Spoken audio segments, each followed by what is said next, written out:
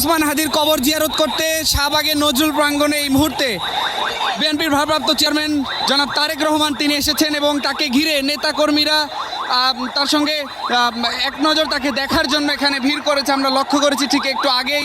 আপনারা জানেন যে বিএনপির ভারপ্রাপ্ত চেয়ারম্যান তিনি এখন বাংলাদেশে এসেছেন এবং এর পরবর্তীতে তার যেসব কর্মসূচি রয়েছে সেগুলো তিনি ধাপে ধাপে পালন করছেন এবং সেই সাথে আমরা একটু আগে যেমনটি লক্ষ্য করেছি যে বিএনপির ভারপ্রাপ্ত চেয়ারম্যান তারেক রহমান তিনি একটু আগেই শাহবাগে এসেছেন ওসমান হাদির কবর জিয়ারত করবেন।